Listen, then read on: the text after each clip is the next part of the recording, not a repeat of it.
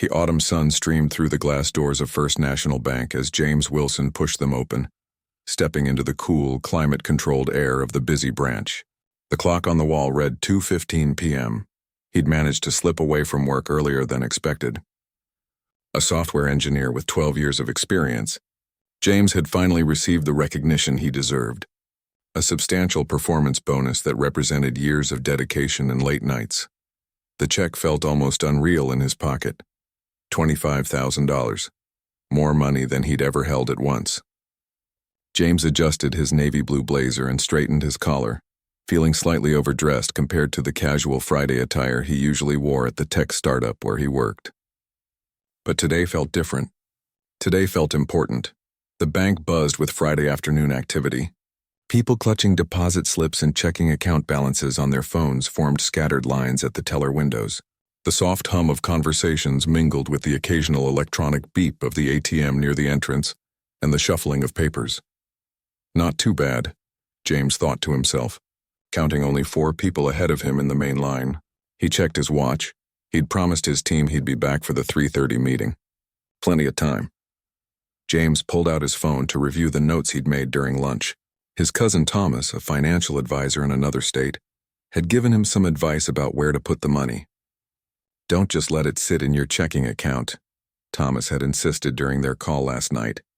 At least talk to someone at your bank about CDs or money market accounts. As James waited, he observed the bank staff moving efficiently behind their counters. A young woman with curly hair tied back in a professional bun counted bills for an elderly customer. A balding man with glasses helped a couple who appeared to be signing mortgage papers. Everyone seemed busy but not overwhelmed. The line moved steadily. James rehearsed what he would say when it was his turn. He'd never had enough money to worry about investment options before. His finances had always been simple. Checking account, savings account with enough for emergencies, and his 401k that he rarely looked at. But this bonus changed things. He wanted to be smart with this money, maybe even use it as the foundation for buying a house next year. 10 minutes passed before James reached the front of the line. The teller, whose nameplate read Diane, greeted him with a professional smile. "Good afternoon, how can I help you today?" she asked, her fingers poised over her keyboard. "Hi, I'd like to deposit this check." James slid the check across the counter. "And I was hoping to speak with someone about some investment options. I'm interested in learning about CDs, maybe some other options too." Diane looked at the check, her eyebrows rising slightly when she noted the amount. She nodded and began typing. "Congratulations on the bonus," she said, her tone genuine. "Let me process this deposit first, and then I can direct you to our branch manager. She handles all our investment consultations." "Thank you," James replied, feeling a small swell of pride. The recognition felt good, both from his company and now from the teller acknowledging his achievement. Diane efficiently processed the deposit, explaining that the funds would be available by Tuesday due to the size of the check. She handed James a receipt and pointed toward a desk in the corner of the bank. "Mrs. Holloway is our branch manager. She's just finishing up with another client, but her desk is right over there. The one with the family photo in the plant. If you could have a seat in that chair nearby, she should be free in about 5 minutes." James thanked her and walked across the marble-tiled floor toward the indicated area. The bank's interior was traditional but well-maintained. Dark wood accents, neutral-colored walls with tasteful artwork depicting local landmarks, and surprisingly comfortable-looking chairs scattered throughout the waiting area. As he approached, James could see the branch manager finishing a conversation with a middle-aged white couple. They were laughing about something, the woman touching Mrs. Holloway's arm familiarly as they stood up to leave. Mrs. Holloway, a woman in her mid-50s with shoulder-length gray-streaked hair and a tailored navy suit, smiled warmly at them and walked them toward the door, promising to call them next week about something. James took a seat in the chair near her desk, setting his leather messenger bag beside him. He pulled out his phone again, reviewing his notes one more time. He had questions about interest rates, minimum deposits, early withdrawal penalties, and whether he should split the money across different types of accounts. He wanted to sound informed, but was also prepared to admit what he didn't know. From his seat, James could see the personal touches on Mrs. Holloway's desk. A family photo showing her with who he assumed was her husband and 2 college-aged children. a small potted plant, some kind of succulent. A world's best grandma mug holding pens, a degree from the local state university. These little details made him feel more at ease. She seemed approachable. The couple left, and Mrs. Holloway returned to her desk, writing something in a folder before closing it. James waited patiently, not wanting to interrupt her workflow. When she looked up, he offered a friendly smile and a small wave, indicating he was waiting to speak with her. Mrs. Holloway's eyes met his, and something subtle but unmistakable changed in her expression. The warmth she'd shown the previous couple dimmed noticeably. Her shoulders tensed slightly, and she glanced quickly around the bank before looking back at him. James had seen this reaction before, the moment when someone's preconceptions kicked in. A familiar heaviness settled in his stomach, but he kept his expression neutral and professional. After 12 years in the tech industry, he'd developed strategies for navigating these moments. He stood up, extending his hand. "Hello, Mrs. Holloway. My name is James Wilson. Diane mentioned you might be able to help me with some investment questions. I recently received a performance bonus, and I'm looking to make smart choices with it." Mrs. Holloway hesitated just a fraction too long before taking his hand in a brief, loose handshake. "Oh, I see. Investment questions." Her tone was polite but distinctly cooler than it had been with the previous clients. "Yes," James continued, maintaining his professional demeanor. "I've never really explored options beyond basic savings accounts, but now I'm interested in learning about CDs, money market accounts, maybe even some beginner investment options." He reached for his phone. "I have some specific questions about interest rates and terms." Mrs. Holloway glanced at her watch, then at her computer screen. "I'm actually quite busy this afternoon. We have several appointments scheduled." She shuffled some papers on her desk, though James could clearly see her calendar open on her computer screen, showing substantial empty blocks of time for the remainder of the day. "I understand busy schedules," James said with a slight smile. "I only need about 15 minutes of your time. Or if there's another financial advisor available who could help me today, that would be fine too." Mrs. Holloway's lips tightened into what barely passed as a smile. "Our financial specialist only comes in on Tuesdays and Thursdays, and as I mentioned, my schedule is quite full." She looked down at her papers, avoiding eye contact. "Perhaps you might try our branch across town? They have more staff who might be better equipped to handle your specific needs." The implication hung in the air between them. Several nearby customers and employees had begun to glance in their direction, some with expressions of discomfort, others with dawning recognition of what was occurring. James felt a familiar burn of indignation rise in his chest, but he kept his voice steady and his expression composed. Years of experiencing these situations had taught him that displaying anger would only reinforce unfair stereotypes. Still, he wouldn't simply walk away. Not this time. "My specific needs," he repeated slowly, "are to discuss investment options for my recent $25,000 performance bonus. I've been a customer of this bank for 7 years. My mortgage is through this bank. I'm simply asking for the same service you were just providing to the customers before me." A young female employee at a nearby desk, whose nameplate identified her as Sophia, looked up sharply at this exchange, her expression troubled as she watched the interaction unfold. James noticed her attention, but kept his focus on Mrs. Holloway, waiting for her response. Mrs. Holloway's face flushed slightly. She lowered her voice. "Look, I'm not saying we can't help you at all. I'm just very busy right now with priority clients. Perhaps if you made an appointment for next week?" "Priority clients," James said, the words heavy with understanding. He nodded slowly, taking in the family photos on her desk, the degrees on her wall, the personal touches that had initially made him feel this would be a comfortable conversation. "I see." A tense silence fell between them as several more people in the bank began to notice the increasingly uncomfortable exchange. The Friday afternoon bustle of the bank seemed to dim slightly, like background music being turned down as more attention focused on their conversation. What happened next would transform an ordinary banking errand into something that would change not just James's day, but the entire culture of First National Bank. The tension hanging in the air between James and Mrs. Holloway seemed to spread across the bank floor like spilled ink. James stood tall, his expression carefully composed despite the familiar sting of being Trar. Eated differently, he'd experienced this before. At restaurants where he was seated near the kitchen despite empty tables by the windows, At high-end stores where security guards followed him a little too closely. At business meetings where his ideas were overlooked until a white colleague repeated them. But something about this moment felt different. Perhaps it was the accumulated weight of a lifetime of such interactions. Perhaps it was the hard-earned check in his pocket that represented years of dedication and excellence. Or perhaps it was simply that he was tired, bone-deep tired, of pretending these moments didn't hurt. "Mrs. Holloway," James said, his voice level but firm enough to carry to those nearby. "I understand you're busy. We all are. But I find it interesting that you had time to spend 20 minutes with the couple who just left, laughing and making plans to call them next week. Yet you can't spare 15 minutes for me to discuss my financial options." Mrs. Holloway's face flushed deeper. She glanced around nervously, noticing the attention they were attracting. Several customers had paused their transactions, and at least 3 bank employees were watching with uncomfortable expressions. "I don't appreciate what you're implying," she said, lowering her voice to a harsh whisper. "This has nothing to do with anything except my schedule." Her hand moved to her pearl necklace, fidgeting with it, a nervous tell. "I'm not implying anything," James replied calmly. "I'm simply stating what I observed. They received friendly professional service. I'm receiving excuses and a suggestion to go to another branch.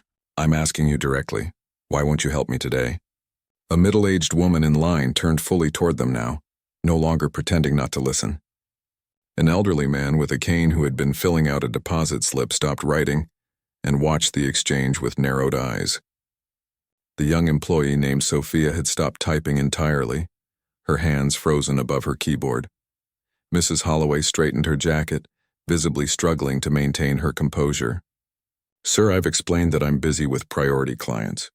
If you'd like to speak with someone else, perhaps one of our regular tellers can answer basic questions about savings, accounts." The dismissive tone, the implication that James wouldn't understand anything more complex than a savings account, hung in the air like a slap. "Priority clients," James repeated, letting the words sink in. "And what exactly makes someone a priority client, Mrs. Holloway? Is it the size of their accounts, their profession, or is it something else entirely?" The question landed heavily in the suddenly quiet bank lobby. A teller halfway across the room dropped a stack of pennies, the coins clattering across the counter in the silence. Before Mrs. Holloway could respond, the young employee named Sophia stood up from her desk. She smoothed her skirt with trembling hands and walked over to them. "Excuse me," she said, her voice shaky but determined. "Mr. Wilson, is it? I might be able to help you with those investment questions." She turned to Mrs. Holloway. "I can take this, Margaret. You mentioned earlier you needed to prepare for the regional director's visit tomorrow. I have completed my end-of-day reports already." Mrs. Holloway's eyes widened at what was clearly an unexpected challenge from her subordinate. "That won't be necessary, Sophia. Return to your desk, please. I'll handle this," but Sophia didn't move. 5 years at the bank had taught her the unwritten rules, the patterns in who received warm welcomes and who received cold shoulders. She had watched Mrs. Holloway's subtle discriminations for too long, had participated in her own silence for too long. "Actually," Sophia continued, her voice growing steadier, "Mr. Richards is already here. His car just pulled into the reserved parking spot. The quarterly review visit was moved up, remember? It was in this morning's email." The color drained from Mrs. Holloway's face. Michael Richards, the regional director, was known for his zero-tolerance policy on customer service issues and for his unexpected visits that had ended more than one manager's career. James watched this exchange with interest, noting how the dynamics in the room were shifting. Other customers were now openly watching, some with expressions of recognition. They had seen this behavior before, perhaps had experienced it themselves. "Is there a problem here?" The new voice came from behind them, deep, authoritative, with a slight southern accent. Everyone turned to see a tall black man in his early 60s, wearing an impeccably tailored gray suit and carrying a leather portfolio embossed with the bank's logo. "Mr. Richards," Mrs. Holloway said, her voice suddenly an octave higher. "We weren't expecting you until tomorrow." What a lovely surprise. The regional director's expression remained neutral, his eyes moving from Mrs. Holloway to James to Sophia, taking in the tense tableau. "Clearly," he said dryly. "Now, would someone care to explain what I just walked into?" because from where I was standing by the door for the past 3 minutes, it sounded remarkably like a customer being denied service. He turned directly to James. "Sir, I'm Michael Richards, Regional Director for First National. I apologize if you've experienced any inconvenience today." James extended his hand. "James Wilson." And inconvenience isn't exactly the word I'd use. The directness seemed to resonate with Richards, who nodded thoughtfully. "Fair enough. Would you be willing to step into my office and tell me exactly what happened? I'd like to hear your perspective." Mrs. Holloway stepped forward quickly. "Mr. Richards, this is really just a misunderstanding about scheduling. I was explaining to Mr. Wilson that my afternoon is fully booked with priority clients." "Priority clients," Richards repeated, his eyebrow raising slightly. "An interesting choice of words, Margaret. We'll discuss that shortly." He turned back to James. "Mr. Wilson, if you could spare a few minutes. My office is just down that hallway." Before James could respond, an elderly woman who had been filling out forms at a nearby desk spoke up, her voice quavering but determined. "It's not just today," she said, looking directly at Richards. "I've been banking here for 32 years, and I've seen how things change when certain folks walk through that door. Last month, my grandson came in to deposit his college scholarship check, and suddenly all the bankers were too busy to help him too. Like a dam breaking, others began to speak up. My husband and I noticed the same thing," said a woman in a nurse's uniform, standing up from her chair in the waiting area. "When we come in together, we get one kind of treatment. When he comes alone, it's completely different." A middle-aged man in work clothes nodded. "I thought it was just me." "I've been banking here for 7 years, but I'm always told to make an appointment when I see others walking in and getting help right away." The lobby was transforming before their eyes, from a quiet, orderly bank into a community forum where long-held frustrations were finally finding voice.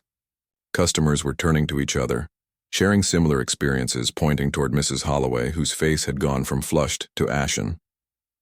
Richard surveyed the scene with a grim expression. What had begun as a routine quarterly visit was rapidly becoming a full-blown crisis. He raised his hands to quiet the growing murmurs. "Ladies and gentlemen, I hear you. Clearly we have issues that need addressing." He turned to the other bank employees, most of whom looked shocked by the sudden outpouring. "Please continue serving customers who need immediate transactions. Mrs. Holloway, Mr. Wilson, and..." He glanced at Sophia's nameplate. "Miss Chen, please join me in the conference room, now." As they walked toward the back of the bank, the noise in the lobby grew. More customers were standing, sharing stories, the ordinary business of the bank forgotten in the spontaneous community meeting that was forming. Tellers looked uncertainly at each other, unsure whether to continue with transactions or respond to the increasingly vocal concerns. Mrs. Holloway walked stiffly, her eyes fixed straight ahead, refusing to look at either James or Sophia. Her carefully maintained world of subtle biases and plausible deniability was crumbling around her. The misunderstandings that had never been documented, the busy schedules that somehow always affected certain customers more than others, the policy requirements that seemed strangely flexible depending on who was asking, all of it was being dragged into the light. James followed Richards, feeling a complex mix of emotions. There was vindication, yes, the recognition that he wasn't imagining things, that others had seen and experienced the same treatment. But there was also a deep weariness. Why did it take a scene like this? A lobby full of witnesses and the coincidental arrival of a high-ranking executive for his basic dignity to be acknowledged. As they reached the conference room door, a crash sounded from the lobby. Someone had knocked over a display of brochures in the increasingly crowded space. Raised voices echoed across the marble floor as years of unaddressed grievances found expression. Richards paused at the doorway, looking back at the chaos unfolding in what had been just 20 minutes earlier, a perfectly ordinary bank on a Friday afternoon. "Well," he said grimly, "I believe the phrase 'better late than never' applies here. Though clearly we're much later than we should have been." He held the door open for them. "Let's see what we can salvage from this situation, shall we?" The door closed behind them, but the sounds from the lobby continued to grow. The entire branch was indeed in chaos, and the reckoning had only just begun. The confrontee room felt impossibly quiet compared to the growing commotion in the lobby. Through the frosted glass walls, the shapes of people moving about, gesturing and gathering in groups, created shifting shadows like an abstract painting in motion. Inside, the silence stretched as Michael Richards placed his leather portfolio on the polished oak table and gestured for everyone to sit. Sophia Chen chose a seat directly across from Mrs. Holloway, rather than beside her, a small act of defiance that didn't go unnoticed. Her heart pounded in her chest, her palms damp with nervous sweat. 5 years of working under Margaret Holloway flashed through her mind. 5 years of watching, noticing patterns, making excuses, staying silent. 5 years of carrying the weight of that silence home every night. "Let's begin with the facts," Richard said, his deep voice calm but firm. "Mr. Wilson, please tell me exactly what happened today from the moment you walked into this branch." James recounted his experience clearly and precisely, without embellishment or accusation. He described his interaction with Diane the teller, his wait for Mrs. Holloway, and the stark difference between how she treated the previous customers and how she treated him. As he spoke, Sophia noticed Mrs. Holloway's jaw tightening, her fingers drumming silently on the table. When James finished, Richards turned to Mrs. Holloway. "Margaret, your version of events?" Mrs. Holloway straightened her blazer, composing herself. "Mr. Richards, I assure you this is simply a misunderstanding about scheduling. Friday afternoons are extremely busy, as you know. I was trying to explain to Mr. Wilson that I had appointments scheduled." "But you didn't," Sophia interrupted, surprising herself with her own boldness. "You had no appointments scheduled after the Hendersons left. I can see your calendar from my desk." The room fell silent again. Mrs. Holloway stared at Sophia as if seeing her for the first time, not as the quiet, efficient employee who kept her head down and did her work without complaint, but as a threat. Richards turned to Sophia, his expression neutral but attentive. "Miss Chen, is there something you'd like to add to this discussion?" Sophia took a deep breath. The moment felt monumental, a fork in the road of her life.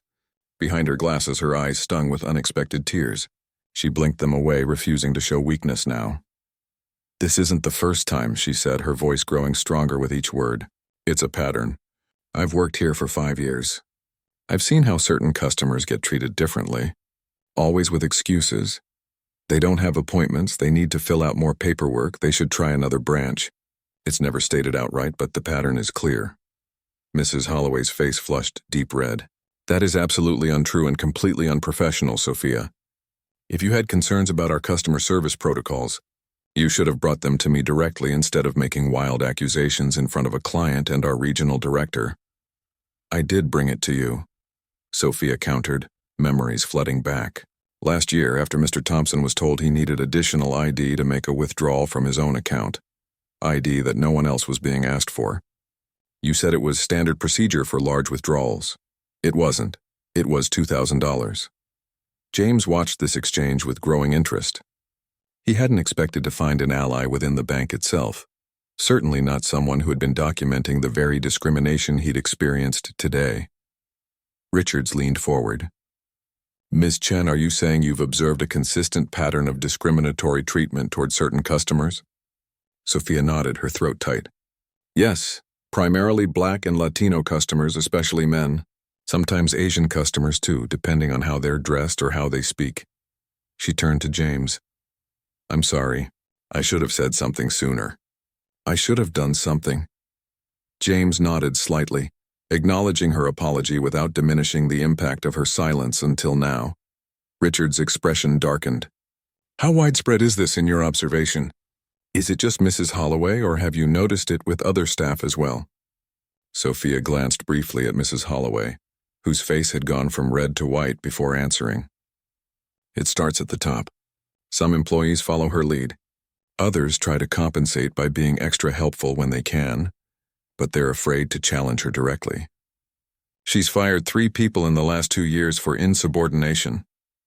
"This is absurd," Mrs. Holloway snapped, standing suddenly. "I've managed this branch for 12 years. Our customer satisfaction ratings are consistently above average. I won't sit here and be accused of racism by a junior employee with an obvious grudge and a customer who's upset about waiting his turn like everyone else." "Sit down, Margaret," Richard said, his voice quiet but carrying unmistakable authority.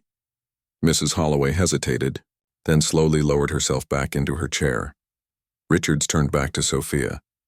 Do you have any documentation of these incidents? Anything concrete beyond your observations? Sophia hesitated, then reached for her phone. I've been keeping notes.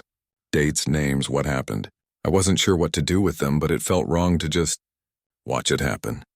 She opened her notes app and slid the phone across the table to Richard's. There are 37 incidents documented here, going back about 3 years. I've included which employees were involved and any witnesses I could identify. Richards picked up the phone, scrolling through the detailed notes with a deepening frown. Mrs. Holloway stared at Sophia with undisguised hatred now. All pretense of professionalism abandoned. You've been spying on me, recording private customer interactions? That's grounds for immediate termination. That's probably illegal. Actually, Richards said without looking up from the phone, what's described here would be illegal, Margaret. Denying services based on race or ethnicity violates federal banking regulations and multiple civil rights laws. He continued scrolling, his expression growing grimmer. 37 incidents. And these are just the ones Ms. Chen personally witnessed. He set the phone down and looked directly at Mrs. Holloway. We'll need to pull security footage for verification of these incidents. I'll also want to review all customer complaints filed against this branch for the past 3 years. The color had completely drained from Mrs. Holloway's face. Security footage from 3 years ago won't exist. The system only retains 90 days of recordings. True, Richards agreed, but Ms. Chen's most recent documented incident was last Tuesday. That footage will certainly be available. He turned to James. Mr. Wilson, I want to personally apologize for your experience today. It's clear that what happened was not a simple misunderstanding or scheduling issue. The sounds from the lobby were growing louder, more voices, more stories being shared. A community's worth of experiences that had previously been isolated. Individual moments were now being connected into a larger pattern, a shared reality that could no longer be dismissed as imagination or overreaction. Richard stood up. I need to address what's happening out there before it escalates further. Mr. Wilson, Ms. Chen, I'd appreciate if you'd join me. Margaret, I think it's best if you remain here for now. You can't seriously be taking her word over mine, Mrs. Holloway said, desperation edging into her voice. I've managed this branch successfully for 12 years. She's a glorified administrative assistant with a vendetta. Sophia flinched at the dismissal but kept her eyes steady on Mrs. Holloway. I kept silent for 5 years. That makes me complicit too. I'm not looking for vengeance. I just can't stay silent anymore. Richards moved toward the door, then paused. Margaret, I've known you for a long time. I attended your wedding. I sent flowers when your first grandchild was born. His voice was heavy with disappointment, but if even half of what's documented here is accurate, you won't be managing this branch by the end of today. As they left the conference room, Sophia found herself walking beside James. The noise from the lobby had grown even louder. It sounded like twice as many people were now gathered there. I'm sorry, she said quietly. Not just for today, but for every time I saw it happening and didn't speak up. James considered her for a moment. Why today? What changed? Sophia thought about her mother's voice on the phone last night, telling her about being turned down for a small business loan despite perfect credit, about her younger brother being followed by security at the electronics store where he was a top salesperson, about her own experiences being mistaken for a nail technician rather than a bank employee with a finance degree. Everything and nothing, she finally answered. It just reached a point where staying silent hurt more than speaking up. Even if I lose my job today, I'll sleep better tonight. They reached the lobby doors and Richards pushed them open. The scene that greeted them was unlike anything Sophia had witnessed in her 5 years at the bank. Every chair was filled. People stood in clusters throughout the lobby. Regular bank business had completely ceased. Tellers leaned over their counters listening to customer stories. Security guards who normally stood impassively by the doors were engaged in conversation with elderly patrons. And in the center of it all, a diverse group of customers, Black, white, Latino, Asian, were taking turns speaking, sharing experiences that echoed James's treatment today. It was as if a dam had broken, releasing years of accumulated frustration, hurt, and anger. But there was something else too. A sense of validation, of community, forming around shared experiences that had too long been dismissed as isolated incidents or misunderstandings. Richard surveyed the scene with a mixture of concern and determination. Well, he said quietly, It seems the time for meaningful change at First National Bank has arrived. Rather dramatically, he straightened his tie and stepped forward to address the crowd, with James and Sophia following behind. The chaos that Mrs. Holloway had feared, the disorder, the disruption to business as usual, had indeed come to pass. But it wasn't the chaotic destruction of something functional. It was the necessary dismantling of something broken, the first painful step toward building something better. As Richard stepped into the lobby with James and Sophia behind him, the buzzing conversation dimmed momentarily. Dozens of eyes turned toward them, customers, employees, even people who appeared to have wandered in from the street after noticing the unusual gathering.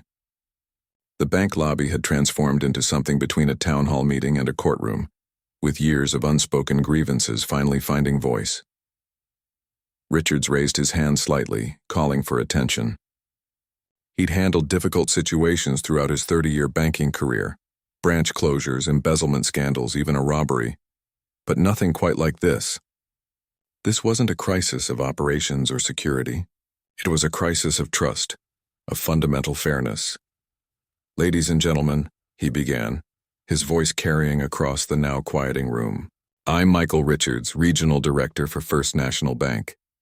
I want to thank you for bringing these concerns to our attention today, though I deeply regret the circumstances that made this necessary."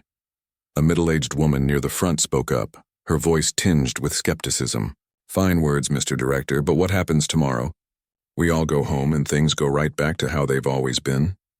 Murmurs of agreement rippled through the crowd. James watched the faces around him, some angry, some hurt, many simply tired of being treated as less than. He recognized that exhaustion, had carried it himself for years. "A fair question," Richards acknowledged. "First, I want to be clear. What Mr. Wilson experienced today, what many of you have apparently experienced, is completely unacceptable and contrary to both our official policies and our values as an institution." He paused, making eye contact with several people in the crowd. "But I understand completely why official policies ring hollow right now." He gestured toward Sophia. "This employee has shown remarkable courage today. Ms. Chen has been documenting incidents of discriminatory treatment at this branch for the past 3 years. Thanks to her records and the experiences you're all sharing today, we have concrete evidence to address these issues." Sophia felt a strange mix of pride and terror as attention shifted to her. From the back of the room, she could see 2 of her co-workers, Tina and Luis, nodding slightly in her direction. Small gestures of support that meant everything in this moment. An elderly man with a cane thumped it on the floor for attention. "My grandson got denied a car loan here last year. Perfect credit, good job, everything in order. Then I came in with him the next week, suddenly it got approved." "You telling me that's in those records too?" Sophia stepped forward. "May 15th last year." "Aaron Taylor?" The old man's eyes widened. "That's right." "How did you—" "It's in my notes," Sophia said. Mrs. Holloway told him his income verification wasn't sufficient, even though he brought 3 months of pay stubs. When you came in with him, suddenly 1 month was enough. A ripple of reaction moved through the crowd. Surprise, vindication, anger. A woman in scrubs raised her hand. "What about small business loans? I've applied twice and been denied." Meanwhile, my neighbor with similar financials got approved right away. Another voice joined in. "And why do some of us always get directed to the ATM outside instead of getting help from a teller?"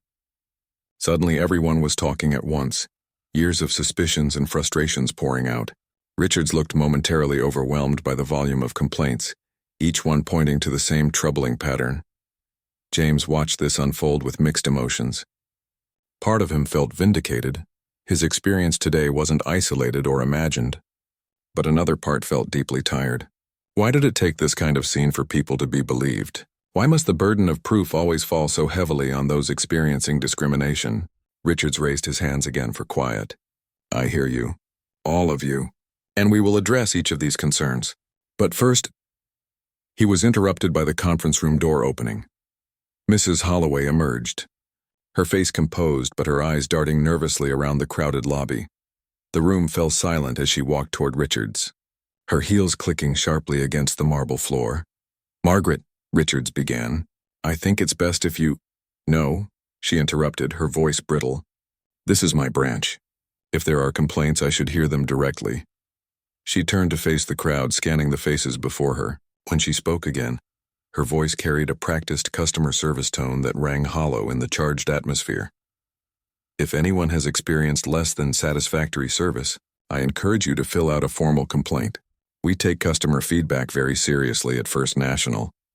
The disconnect between her words and the reality of the situation hanging in the air was so stark that for a moment, no one spoke. Then a soft laugh broke the silence. James, shaking his head in disbelief. Less than satisfactory service? He repeated. Is that what we're calling it? Mrs. Holloway turned to him, her professional mask slipping. Mr. Wilson, I apologize if you felt unwelcome today, but I think this has been blown completely out of proportion. Felt unwelcome? James echoed. He looked around at the dozens of people now watching intently. Everyone in this room knows exactly what happened today. What's been happening for years. You can dress it up in corporate language, but we all recognize it for what it is. Mrs. Holloway's composure cracked further. This is ridiculous. I've served this community faithfully for 12 years. I don't see color when I'm working with clients. A collective groan rose from the crowd. That's exactly the problem, called out a young black woman near the back. You should see us, all of us, completely and clearly. Instead, you see stereotypes and act on biases you won't even acknowledge. Richard stepped forward. Margaret, this isn't helping. I think it's best if— No, Mrs. Holloway cut in again, her voice rising. I will not stand here and be accused of racism by people who don't understand the complexities of running a financial institution. There are policies, procedures, regulations that somehow apply differently depending on who walks through the door. James finished for her. Sophia stepped forward, clutching her phone. It's all documented, Mrs. Holloway. Dates, names, what happened, who was involved. 37 incidents that I personally witnessed. Mrs. Holloway's face drained of color as she stared at Sophia. You've been spying on me. Recording private interactions? That's grounds for termination. Go ahead, Sophia said, her voice trembling but determined. Fire me. It won't make these records disappear. It won't make these people's experiences disappear. An older bank employee who had been quietly observing now moved to stand beside Sophia. I've worked here for 22 years, she said. I've seen it too. Not just with Margaret, but it got worse under her management. Another teller joined them. Last month I was reprimanded for spending too much time with Mr. Washington when he needed help setting up online banking. But we're supposed to give that kind of help to all customers. One by one, other employees began to speak up, forming a loose semicircle behind Sophia, some hesitant, some determined, all finally breaking their silence. Mrs. Holloway looked around wildly like a cornered animal. This is a conspiracy. You're all after my job. Michael, surely you can see what's happening here. Richard shook his head slowly. What I see is a systemic failure that starts with leadership. Margaret, please go back to the conference room. We'll discuss next steps privately. I will not be dismissed like some junior teller. Mrs. Holloway snapped. Her professional demeanor completely evaporated now. I built this branch. Our numbers are consistently among the best in the region. At what cost? Richards asked quietly. A heavy silence fell over the lobby. The question hung in the air, unanswerable yet demanding reflection from everyone present. Not just about this bank branch, but about every institution where numbers and profits took priority over human dignity. Mrs. Holloway looked around the room, perhaps truly seeing the faces of the community she claimed to serve for the first time. Whatever she saw there seemed to finally penetrate her defenses. Her shoulders slumped slightly. This is a mistake, she said, her voice smaller now. A tremendous mistake. Without another word, she turned and walked back toward the conference room, the clicking of her heels fading as the door closed behind her. Richards turned back to the assembled crowd. Ladies and gentlemen, I want to thank you for your courage today. What's happened here isn't easy for anyone, but it's necessary. First National Bank has failed you, and for that, I apologize personally and on behalf of the institution. He paused, looking around the room. I'm not going to stand here and make empty promises about change. You've heard those before. Instead, I'm going to take concrete action starting today. He turned to James. Mr. Wilson, would you be willing to stay and help us begin his process? Your perspective would be invaluable. James considered this request carefully. He had planned to be back at his office by now, had only intended to deposit a check and ask a few questions about investment options. Instead, he had become the catalyst for what appeared to be a genuine reckoning. He looked at the faces around him, people who had experienced the same discrimination, who had carried the same weight of constantly having to prove they deserved equal treatment. He looked at Sophia, who had risked her job to document the truth. He looked at the bank employees who had finally found the courage to speak up. "Yes," he said simply. "I'll stay." Richards nodded gratefully, then addressed the crowd again. "I'm going to ask for volunteers, both customers and employees, to form a community advisory committee. This committee will have real input into how we reshape the culture and practices of this branch going forward." He took a deep breath. "Bank operations are obviously disrupted for today. If anyone has urgent banking needs, our downtown branch can assist you. Otherwise, I invite you to stay if you'd like to be part of this conversation. We have a lot of work to do." The initial chaos that had erupted after James was refused service was transforming into something else now, something purposeful, organized, directed toward change rather than simply expressing outrage. People began forming smaller discussion groups. Some employees brought out chairs from the back rooms and arranged them in circles. Others fetched water and coffee. James found himself standing next to Sophia, watching this remarkable transformation. "When I walked in here 2 hours ago," he said quietly, "all I wanted was some advice about where to put my bonus check." Sophia smiled slightly. "And instead you started a revolution," James shook his head. "No, you did that. I was just the spark. You gathered the kindling for years. Around them, the work of rebuilding trust and creating change had already begun.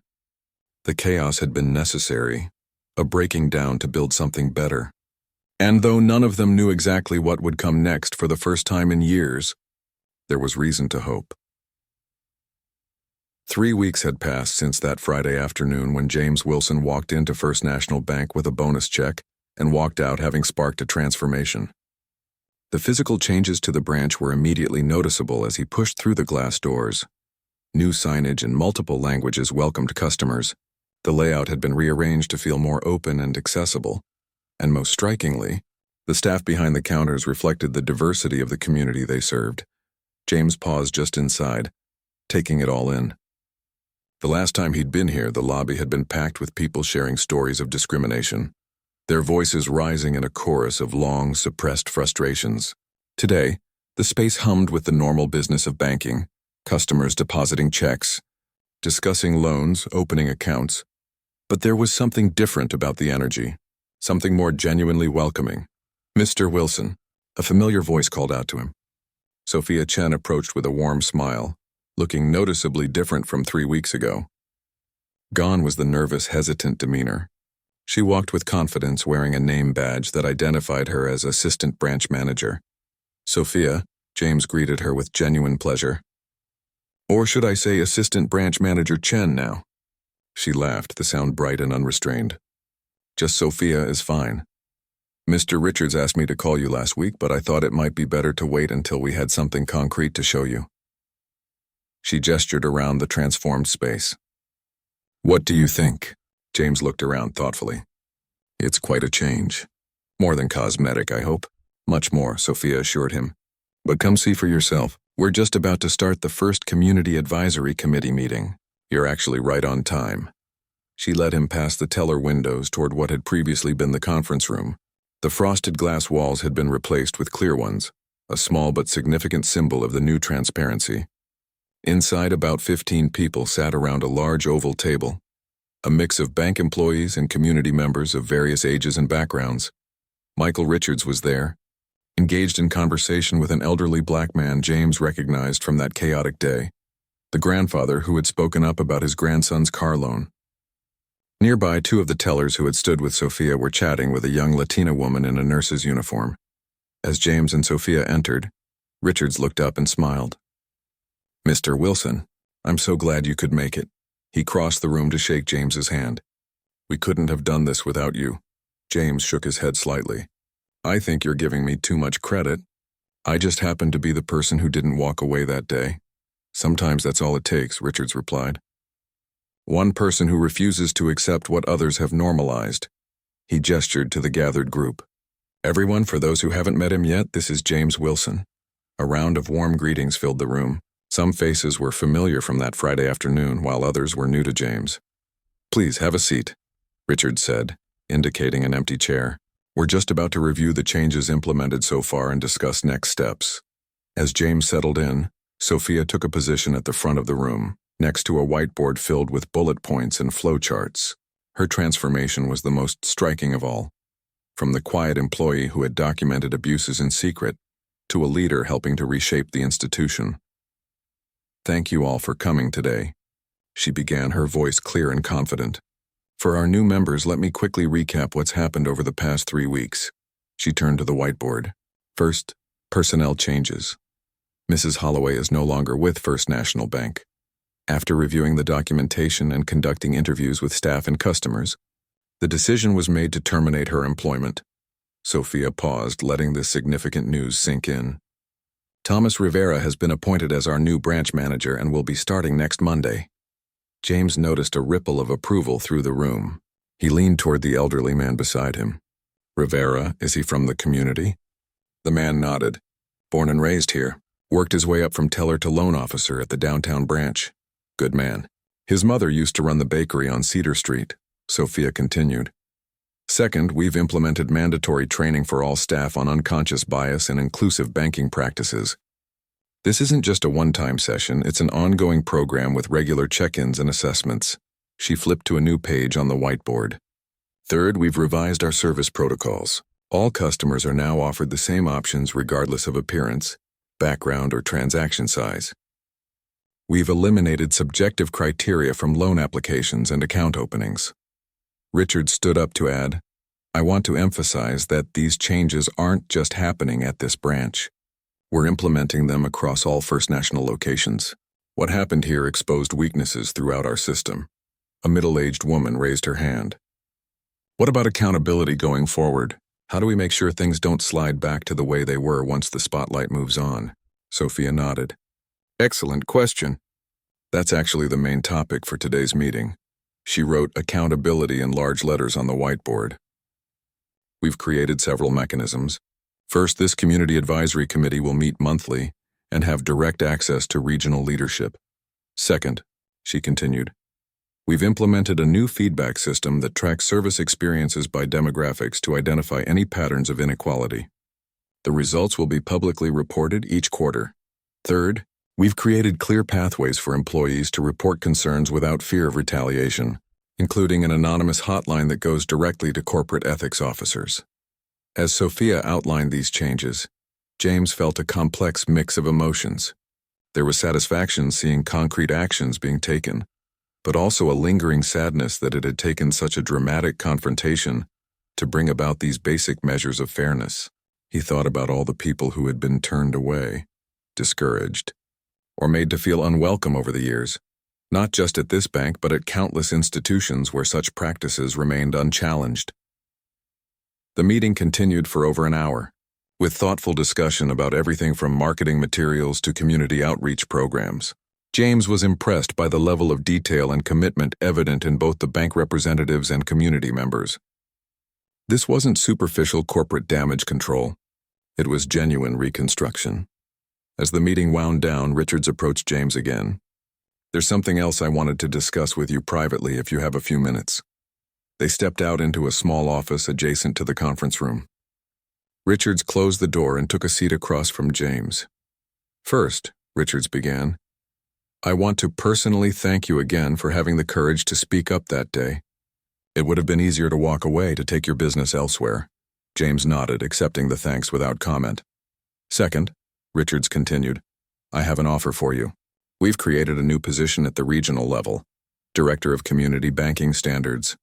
This person would be responsible for ensuring that our services are truly accessible and equitable to all communal tidy members across our entire network. He leaned forward slightly. I'd like to offer you this position, Mr. Wilson. Your background in systems engineering would be invaluable in helping us redesign our processes from the ground up. Plus, you've demonstrated exactly the kind of principled leadership we need. James sat back, genuinely surprised. I appreciate the offer, Mr. Richards, but I'm not a banker. My expertise is in software systems, not financial services. Exactly. Richards nodded. You understand systems. How they're built, how they function, how they can fail. Banking is ultimately a system too, and ours needs someone who can see it with fresh eyes. He slid a folder across the desk. The details are all in here, including compensation. I hope you'll at least consider it. James took the folder, his mind racing with unexpected possibilities. 3 weeks ago, he'd just wanted investment advice for his bonus check. Now he was being offered a chance to help reshape an entire financial institution. I'll think about it, he promised. As they walked back to the main lobby, James spotted Sophia speaking with an older couple, guiding them through some paperwork with patient attention. She caught his eye and gave him a small, knowing smile. Outside the bank, James paused on the sidewalk, looking back at the building. He thought about systems, how they're designed, how they operate, how people interact with them, and how they can either enable fairness or perpetuate injustice. He thought about the courage it takes to challenge those systems, especially for people like Sophia, who had risked her livelihood to document the truth. He opened the folder Richards had given him and began to read. 6 months later, a new sign hung in every First National Bank branch across the state. Banking built on fairness, transparency, and community. It wasn't just a slogan. Under the joint leadership of Regional Director Richards and newly appointed Director of Community Banking Standards James Wilson, the bank had implemented structural changes that were attracting national attention as a model for the industry. The community advisory committees had expanded to every branch. Sophia Chen had been promoted to full branch manager after Thomas Rivera moved to the regional office. Loan approval rates now showed no statistical disparities across racial or ethnic lines. Customer satisfaction scores had actually increased across all demographics. The chaos that had erupted that Friday afternoon when one man refused to accept being treated as less than, and one woman refused to remain silent about the injustices she'd witnessed, had ultimately created something better than what it destroyed. It had revealed that systems only work when they work for everyone, and that meaningful change requires both brave individuals and responsive institutions. For James, who still kept that bonus check receipt in his wallet as a reminder, the most profound lesson was perhaps the simplest. Sometimes justice begins with simply refusing to walk away.